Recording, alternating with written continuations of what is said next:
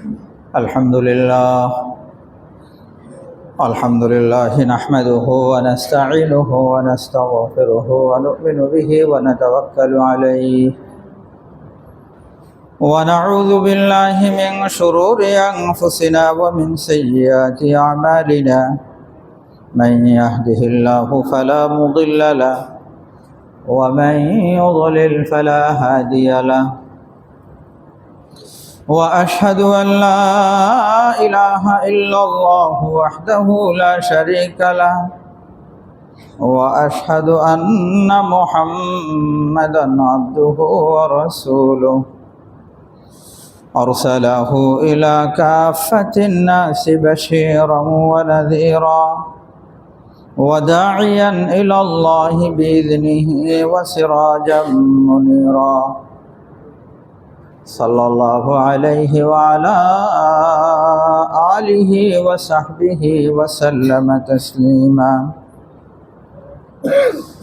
أما بعد فأعوذ بالله من الشيطان الرجيم بسم الله الرحمن الرحيم وقضى ربك ألا تعبدوا إلا إياه وبالوالدين إحسانا إما يبلغن عندك الكبر أحدهما أو كلاهما فلا تقل لهما أف ولا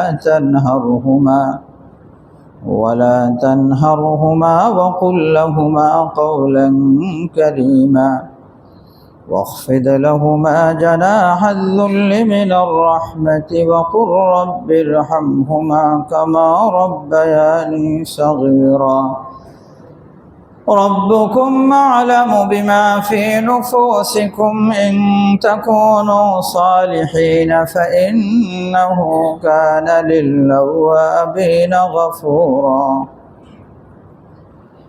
وقال النبي صلى الله عليه وسلم رضا الرب في رضا الوالدين وسخطه في سخط الوالدين أو كما قال عليه الصلاة والسلام سبحانك لا علم لنا إلا ما علمتنا إنك أنت العليم الحكيم صدق الله العظيم وصدق رسوله النبي الكريم ونحن على ذلك من الشاهدين والشاكرين والحمد لله رب العالمين درود شریف پڑھیں اللهم صل على محمد وعلى آل محمد كما صليت على إبراهيم وعلى آل إبراهيم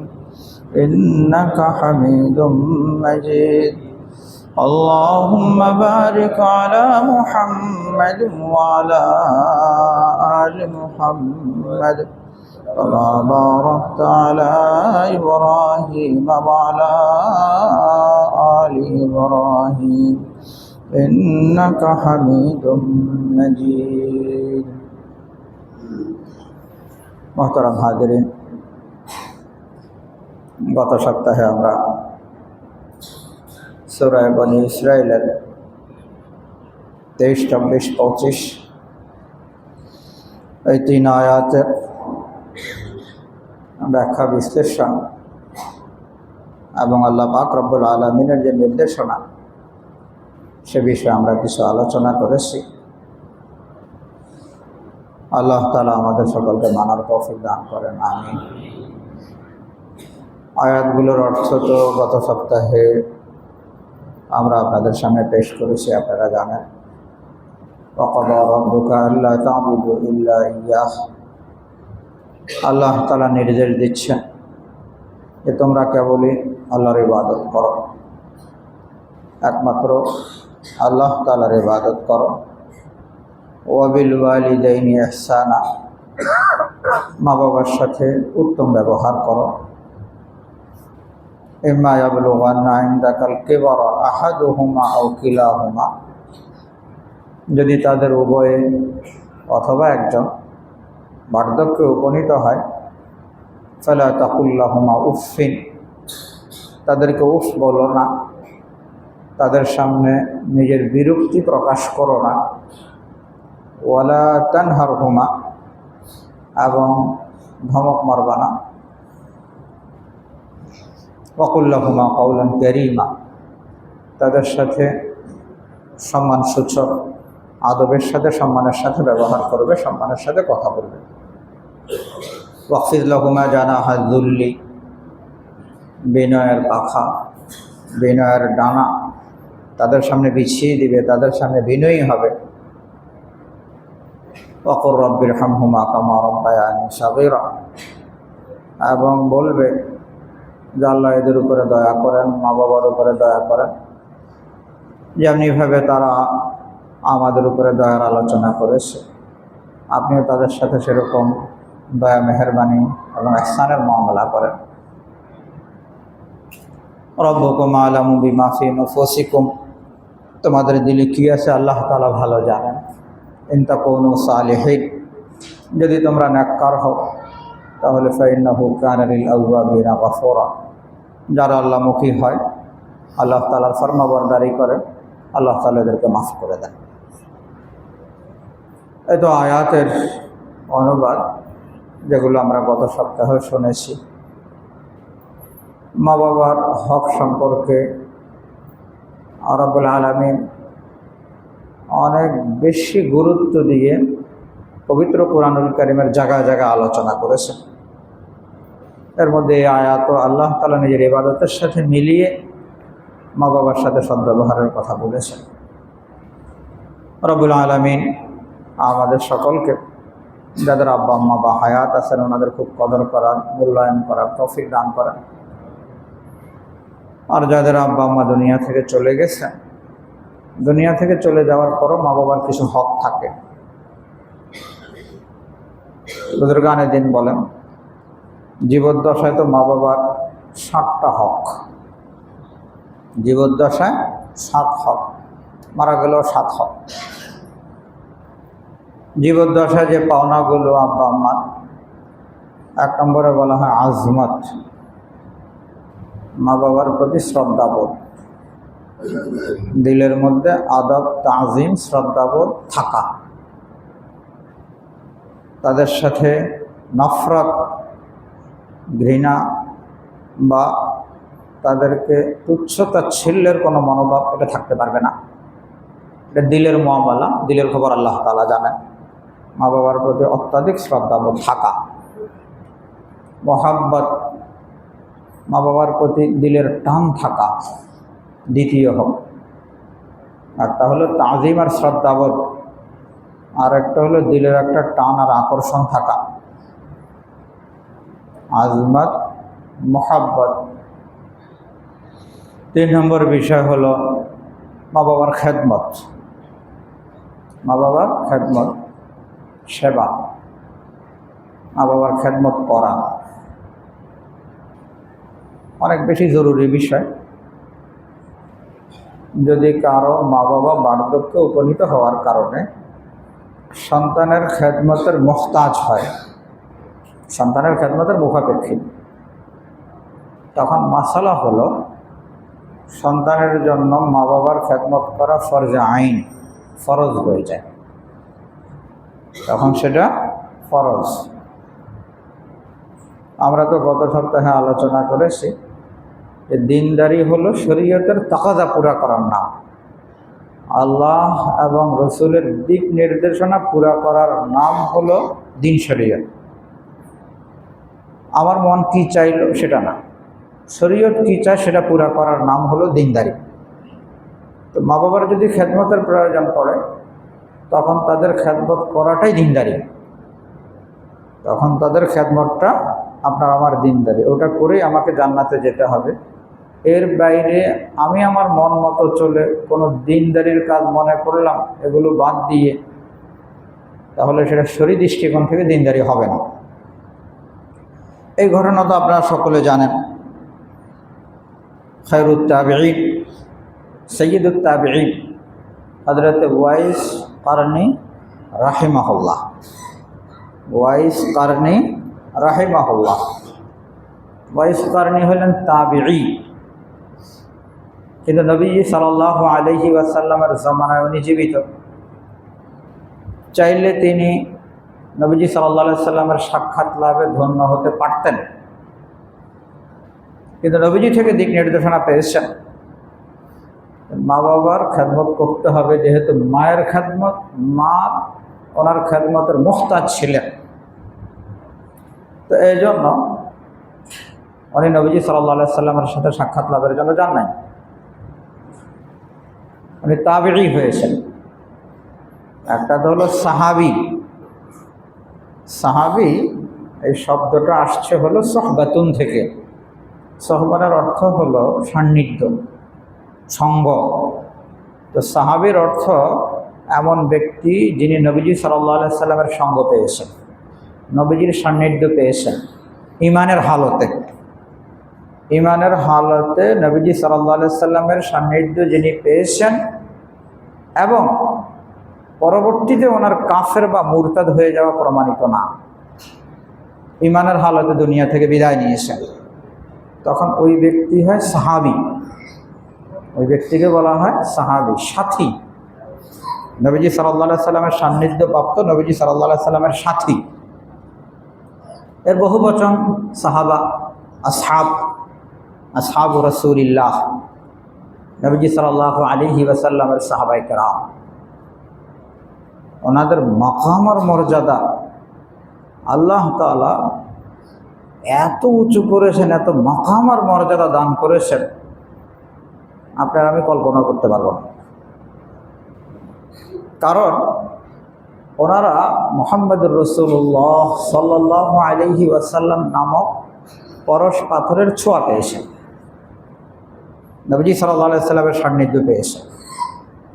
নবীজির ওই সোহবত পাওয়ার কারণে ওনাদের দিলের হালত, একটা তো হলো অঙ্গ প্রত্যঙ্গের আমল, একটা হলো অঙ্গ প্রত্যঙ্গের আমল, আর আরেকটা হলো দিলের হালত, যেটাকে ইখলাস বলা হয়।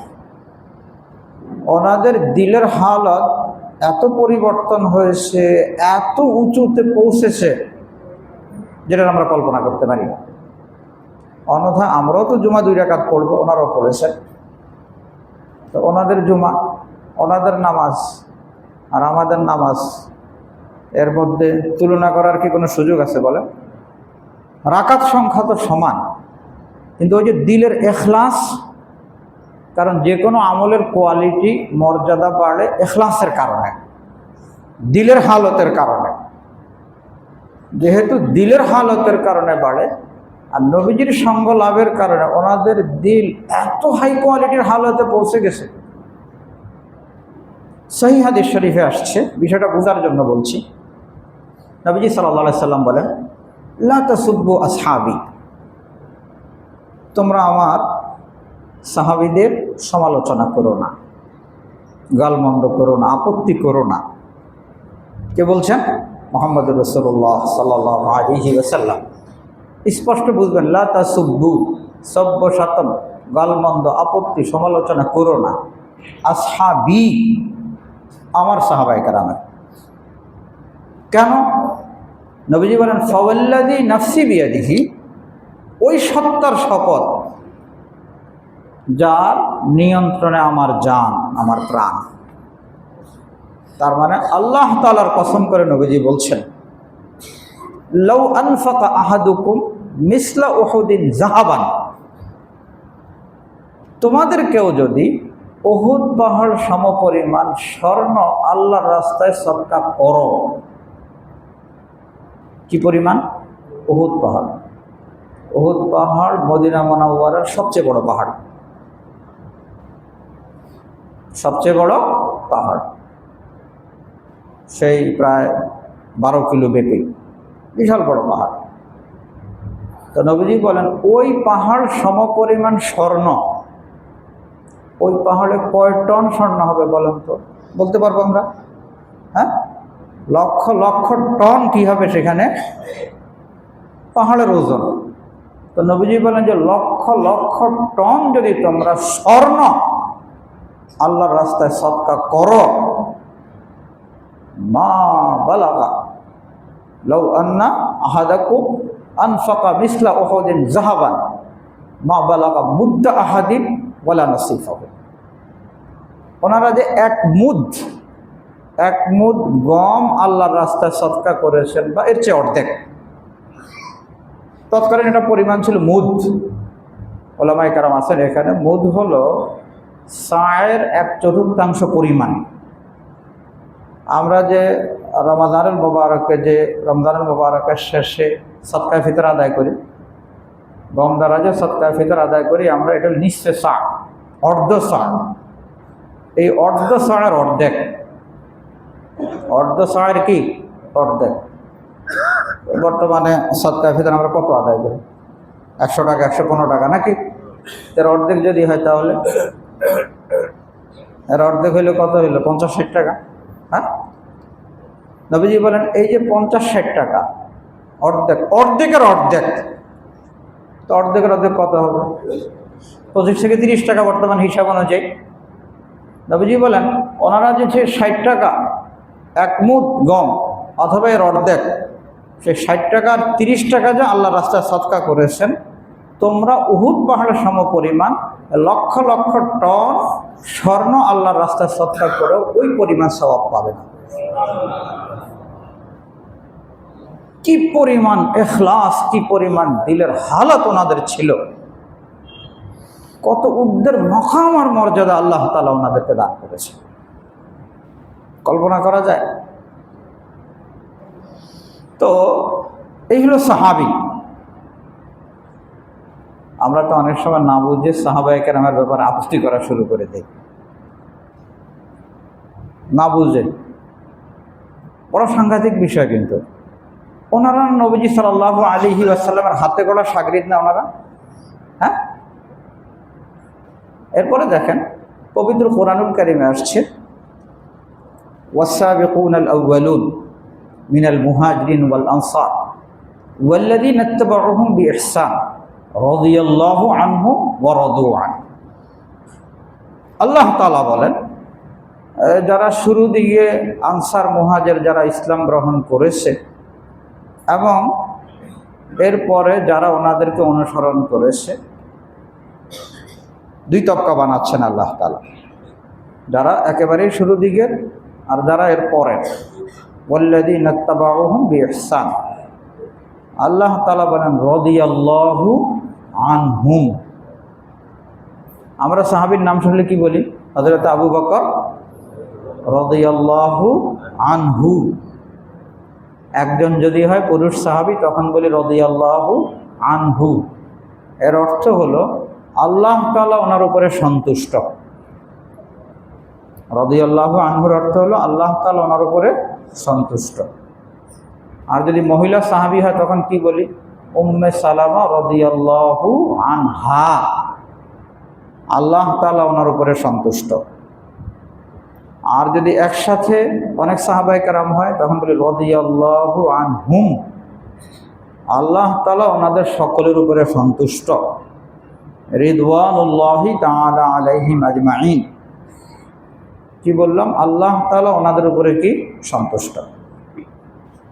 একজন মানুষের দ্বীনি জীবনের সবচেয়ে বড় সার্থকতা হলো আল্লাহ তাআলাকে রাজি করতে পারা, সবচেয়ে বড় জিনিস। পবিত্র কোরআনুল কারীমে আসছে ওয়ারিদওয়ানুম মিনাল্লাহি আকবার মিন কুল্লি শাই। আল্লাহ পাকের সন্তুষ্টি এটা সবচেয়ে বড় জিনিস। জান্নাতীরা সব নিয়ামত পাওয়ার পরে আল্লাহ তাআলা সর্বশেষ বলবেন যে আমি তোমাদের উপরে সন্তুষ্টি কি করে দিলাম? আবশ্যক করে দিলাম। আমি আর কোনোদিন তোমাদের উপর অসন্তুষ্ট হব না। সবচেয়ে বড় কাঙ্ক্ষিত জিনিস হলো আল্লাহ পাকের কি সন্তুষ্টি। আল্লাহুম্মা ইন্না নাসআলুকা রিদাকা ওয়াল জান্নাহ। আমরা দোয়া করি, নবীজি দোয়া শিখিয়েছেন যে আল্লাহ আপনার সন্তুষ্টি চাই, জান্নাত চাই। তো সাহাবায়ে কেরামের ব্যাপারে আল্লাহ কি বলেন? রাদিয়াল্লাহু আনহুম, আল্লাহ তাআলা ওনার উপরে কি সন্তুষ্ট। দুনিয়াতে যতবার কোরআনুল কারীম তিলাওয়াত হবে আর যতজনে এই আয়াত তিলাওয়াত করবে, সে বলবে না রাদিয়াল্লাহু আনহুম ওয়া রাদু আনহু? বলবে না সে? সবাই বলবে আল্লাহ তাআলা ওনার উপরে কি, ওনাদের উপরে সন্তুষ্ট। এ পর্যন্ত দুনিয়াতে যত ভালো মানুষ আসছে সবাই তো সাহাবীর নাম নিলে কি বলে, রাদিয়াল্লাহু আনহু বলে না সবাই? আমরা বলি না? হযরতে ওয়াহশী সাথে কি বলি, রাদিয়াল্লাহু আনহু। হযরতে ওয়াহশী আল্লাহ তাআলা ওনার উপরে সন্তুষ্ট। হযরতে ওয়াহশী কে রাদিয়াল্লাহু আনহু?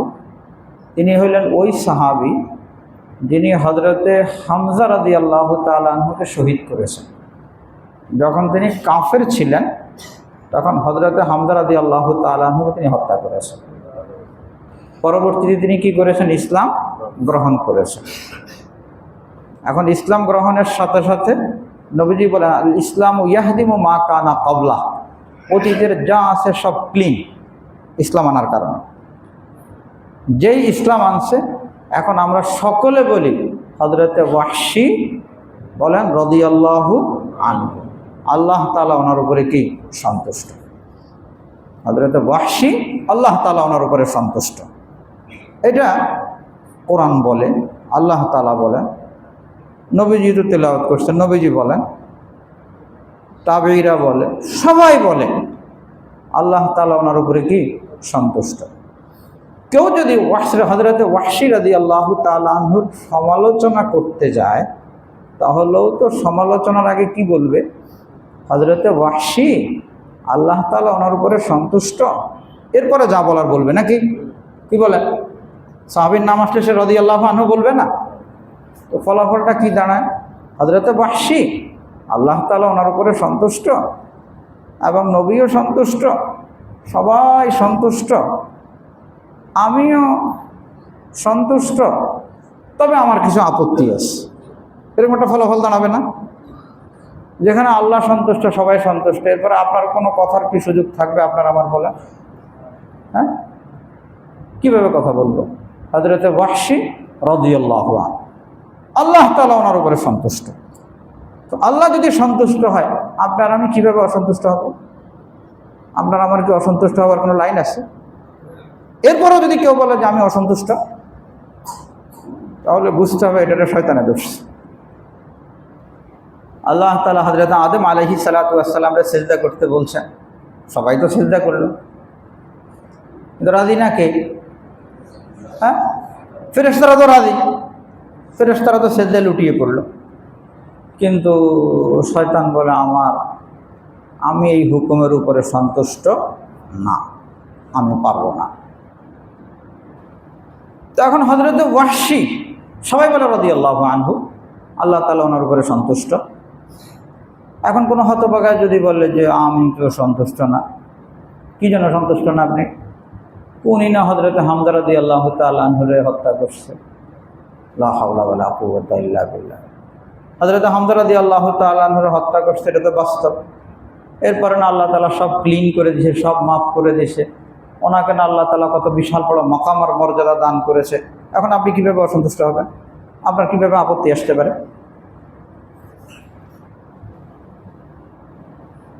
হযরতে ওয়াহশী রাদিয়াল্লাহু তাআলা আনহুকে বলা হয় যে সাহাবায়ে কেরামের মধ্যে সবচেয়ে কম মর্যাদাওয়ালা সাহাবী।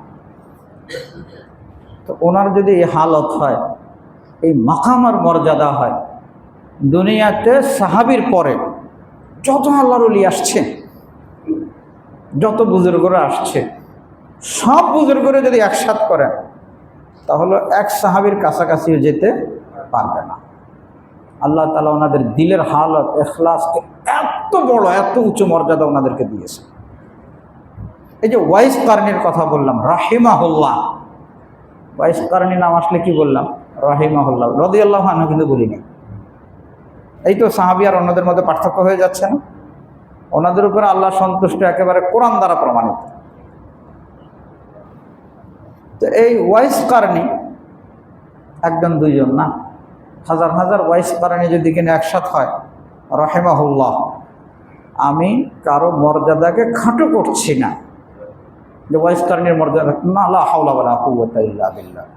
সাহাবায়ে কেরামের মর্যাদা আর ওয়াইস কারনির মর্যাদার মধ্যে তারতম্যটা বোঝার জন্য বলেছে, অন্য কিছু। আল্লাহ তাআলা ওনাদেরকে এমন মাকাম আর মর্যাদা দান করেছে। পবিত্র কুরআনুল কারীমে আল্লাহ তাআলা বলেন, মুনাফিকদেরকে বলে, এই মুনাফিকরা, ফাইন আমানু বিমিসলি মা আমানতুম। নবীজিকে খেতাব করে সম্বোধন করে বলা হচ্ছে, এরা যদি তোমাদের মতো ঈমান আনে, তোমাদের মতো মানে সাহাবায়ে কেরাম, ওই যেমন ঈমান আনছে কারা? সাহাবায়ে কেরাম। আমানতুম, এটা যদি তোমাদের মতো ঈমান আনে তাইলে ফাকাদ ইহতাদাও, এরা হেদায়েত পেয়ে যাবে। তাহলে কি পেয়ে যাবে? হেদায়েত পেয়ে যাবে। আল্লাহ তাআলা কুরআনুল কারীমে বলেন, ওয়াল্লাযীনা মাআহু আশিদ্দা, নবীজির সাথে যারা ঈমান আনছে তাদের সিফাত, তাদের গুণাগুণ বয়ান করতেছেন। আর রব্বুল আলামিন কুরআনুল কারীমে বলেন, ইয়াউমা লা ইউখজিল্লাহুন নাবিয়্যা ওয়াল্লাযীনা আমানু মাআহ, ওই দিনকে স্মরণ করো যেদিন আল্লাহ তাআলা নবীকে অপমান করবেন না এবং নবীর সাথে যারা ঈমান এনেছে। মাইয়াত সঙ্গ, এই সাহাবায়ে কেরাম। আল্লাহ তাআলা এত মাকাম আর মর্যাদা ওনাদেরকে দিয়েছেন, কিসের কারণে? ওই ইখলাসের কারণে। ওনাদের ওই ইখলাসের কারণে, যে লক্ষ লক্ষ টন যদি কেউ স্বর্ণ সদকা করে, সম্ভবই না, সম্ভবই তো না, তাহলে কি করা যাবে না? নবীজি বলেন যে ওনাদের ওই যে 30 টাকা 60 টাকা সদকার সমান হবে না। কি মাকাম আর মর্যাদা ওনাদের! এ তো হলো ওনাদের আমলের মাকাম আর মর্যাদা। কারণ আমলের মর্যাদা আসেই হলো কিসের দ্বারা? সুন্নত দ্বারা আর ইখলাস দ্বারা। আমলের মর্যাদা আছে নবীজির কথা মানার দ্বারা, নবীজির মতো আমল করা দ্বারা, আর কিসের দ্বারা? ইখলাসের দ্বারা। আর ওই দিক থেকে দেখেন ওনাদের যে তওবা, মানুষের জিন্দেগিতে দুইটাই থাকে, একটা হলো নেক আমল, আর একটা হলে গুনাহ হয়ে গেলে কি করা? তওবা করা। এই দুই জিনিসই তো আমাদের, নাকি? আমল করছি, আমলটা যেন আল্লাহ তাআলা কবুল করে, আমলের জন্য যেন আল্লাহ তাআলা কিছু দেন, এই হলো এক বিষয়। আরেকটা হলো কখনো অন্যায় করে ফেলছি, তখন সেক্ষেত্রে কি করা? তওবা করা। যার তওবাটা যত খাঁটি হবে, যার তওবাটা যত বেশি কি হবে? খাঁটি হবে, সে গুনাহ থেকে তত বেশি ফ্রেশ। আল্লাহ তাআলা সাহাবায়ে কেরাম রাদিয়াল্লাহু আনহুমকে আমাদের সামনে আমাদের কাজের নমুনা হিসেবে পেশ করেছেন। তওবা কিভাবে করতে হয় এটা সাহাবায়ে কেরামের জীবন দেখলে আমাদের বুঝে আসবে। তওবাটা কেমন করা লাগে, আমলটা কেমনে করতে হয়, ইখলাসটা কেমন থাকতে হয়, এটা সাহাবায়ে কেরামের জীবন দেখা লাগবে। তওবাটা কেমন করতে হয়, দুই একটা ঘটনা এমন ঘটেছে গুনাহের, এরপরে ওনারা যে তওবা করেছেন, পৃথিবীর বুকে কেউ এমন তওবা দেখাইতে পারবে না, এমন তওবা ওনারা করেছেন। হযরতে মাঈজ আসলামী রাদিয়াল্লাহু আনহু, সকলে বলি রাদিয়াল্লাহু আনহু। হযরতে মাঈজ রাদিয়াল্লাহু আনহু, এই সাহাবী থেকে শয়তানের ধোকায় পড়লে জিনা ব্যভিচার হয়ে গেছে, হাদিস শরীফে আসছে। দুর্ঘটনা ঘটে গেছে, এখন পেরেশান হয়ে গেছে, পেরেশান হয়ে নবীজির দরবারে আসছে। নবীজির দরবারে এসে বলে, ইয়া রাসূলুল্লাহ তাহহিরনি, হে আল্লাহ রাসূল আমাকে পবিত্র করেন। নবীজি অন্যদিকে মুখ, এদিক থেকে এসে বলছে, নবীজি অন্যদিক থেকে মুখ ফিরিয়ে নিয়েছেন, শুনতে চাচ্ছেন না কথা। আবার অন্যদিক থেকে আসছে, ইয়া রাসূলুল্লাহ ভুল করে ফেলেছি, আমাকে শাস্তি দিয়ে আমাকে আখিরাতের জন্য পবিত্র করেন, তাহহিরনি, আমাকে পবিত্র করেন। নবীজি কথা নেন নাই, চলে গেছে। পরের দিন আবার আসছে, আবার এসে বলছে, ইয়া রাসূলুল্লাহ তাহহিরনি। উনি জানেন এই পবিত্রতার সুরত হলো পাথর মেরে নিজের জীবন শেষ করে দেওয়া হবে। ইসলামের বিধান, যেখানে মানুষ গোপন করার চেষ্টা করে, সেখানে উনি নিজের থেকে এসে বলতেছে, দুনিয়ার অন্যরা জানে না, নিজের থেকে এসে বলতেছে, ইয়া রাসূলুল্লাহ তাহহিরনি, আমাকে শেষ করে আমাকে পবিত্র করেন। আমি আখিরাতের জন্য পবিত্র হইতে চাই। নবীজি বলেন নাই কিছু। এইভাবে 3 বার 4 বার যখন আসছে, তখন নবীজি জিজ্ঞাসা করতেছেন, আবিকা জুনুন, পাগল টাগল হয়ে গেছে কিনা দেখো তো। গুনাহের কারণে কি পরিমাণ মর্মাহত হইলে নিজের হালত এমন করে ফেলছে, নবীজি বলেন যে পাগল হয়ে গেছে কিনা দেখো তো। সাহাবা একরাম বললেন যে না, পাগল না। নবীজি এড়ায় যেতে চাচ্ছিলেন। পরে জিজ্ঞাসা করলেন, দেখো তো কোনো নেশা টেশা করছে কিনা, এমন করতেছে কেন। হযরতে মাআজ আসলামী রাদিয়াল্লাহু তাআলা আনহু উনি বললেন যে না ইয়া রাসূলুল্লাহ, আমি পাগলও না, আমি মাতালও না, বাস্তবেই আমার থেকে গুনাহ প্রকাশ পেয়েছে, আমাকে পবিত্র করেন, আমাকে পবিত্র করেন। অবশেষে নবীজি সাল্লাল্লাহু আলাইহি ওয়াসাল্লাম ফয়সালা করলেন, ওনাকে শাস্তি দেওয়া হলো, প্রাণদণ্ড দেওয়া হলো। ওনাকে জিনা ব্যভিচারের কারণে ওনাকে প্রাণদণ্ড দেওয়া হলো। ঘটনার পরে 1-2 জন সাহাবী নিজেরা কথা বলতেছিলেন, মাইজ জিনা ব্যভিচার করে ফেলছে, এই কথাগুলো বলতেছিলেন। আবার কেউ বলতেছিলেন উনি তো তওবা করছে, এগুলো বলা তো ঠিক হবে না। কথা খেয়াল করেন, কেউ বলতেছিলেন যে উনি তো এই গুনাহের কাজ তো করেছে, আর কেউ বলতেছিল তওবা তো করছে, এগুলো বলা কি হবে না, ঠিক হবে না। হাদিস শরীফ আসছে সাহাবায়ে কেরামের মধ্যে কেমন যেন 2টা গ্রুপ, 2 ধরনের অভিমত আর কি, 2 ধরনের অভিমত। নবীজির কানে গেল কথা। তো যারা বলছে বলা ঠিক হবে না, ওনারাও সাহাবায়ে কেরাম। যারা 2-1 কথা বলেছে ওনারা কারা? আমাদের মতো মানুষ, হ্যাঁ, ওনারা তো সাহাবায়ে কেরাম। ওনারা কীরকম সাহাবায়ে কেরাম? যাদের থেকে কোনো গুনাহ কি হয়নি, প্রকাশ পায়নি, এই ধরনের কোনো গুনাহ প্রকাশ পায়নি, এরকম সাহাবায়ে কেরাম। আমরা অনেক সময় বলি না যে বাপ চাচা লাগছে, বাপের চাচারে কিছু বলছে, চাচা বাপেরে বলছে, বলুক, তোমরা ওইগুলিতে যাবা না, বলি না আমরা এরকম, যে বড়রা বড়, আচ্ছা ওনাদেরটা ওনার। এখানে বলছেও তো সাহাবী না। নবীজির কানে যখন এ কথা আসছে, তখন নবীজি বলে, আরে তোমরা মায়েজের ব্যাপারে কথা বলতেছ? এই মায়েজ তো এমন তওবা করছে, এই তওবাকে যদি মদিনা মুনাওয়ারার সকলের জন্য ভাগ করে দেওয়া হয়, তাহলে সকলের জান্নাতে যাওয়ার জন্য যথেষ্ট। কার ব্যাপারে তোমরা কথা বলো? কার ব্যাপারে কথা বলো? আরেক সাহাবী, মহিলা সাহাবী, ইমরাতে গামিদিয়াহ,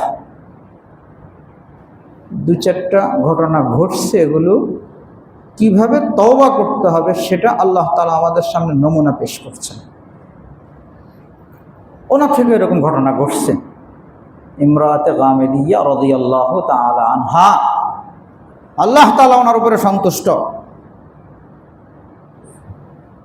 উনি আসছে এরকম, ইয়া রাসূলুল্লাহ, আমি তো গুনাহ করে ফেলছি, আমাকে পবিত্র করেন।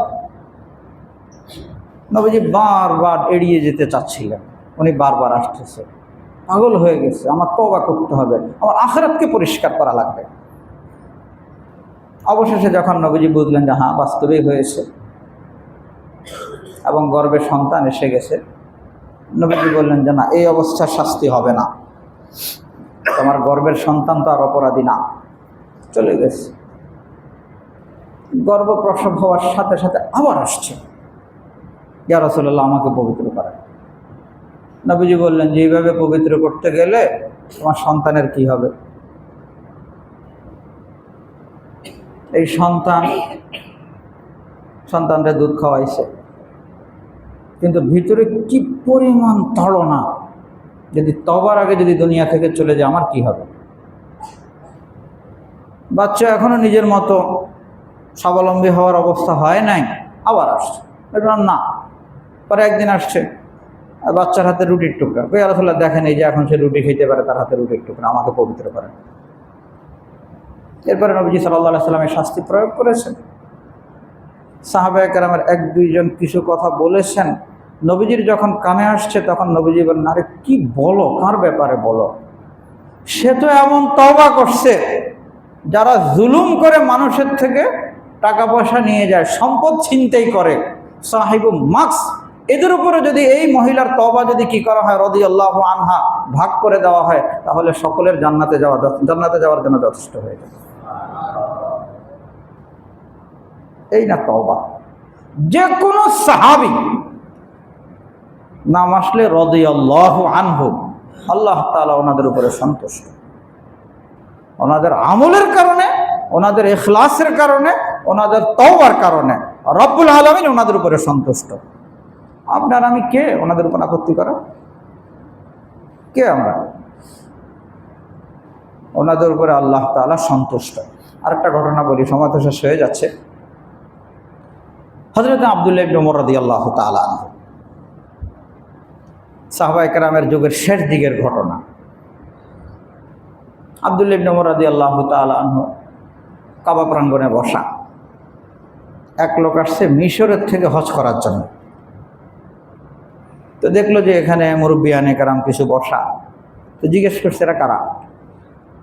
তো লোকজন বলল, আশিয়াখু কুরাইশ, কুরাইশের মর্যাদাশীল লোকজন। তো দেখলো যে এর মধ্যে একজন বড় মুরব্বী, সেরকম চেহারা, উনি কে?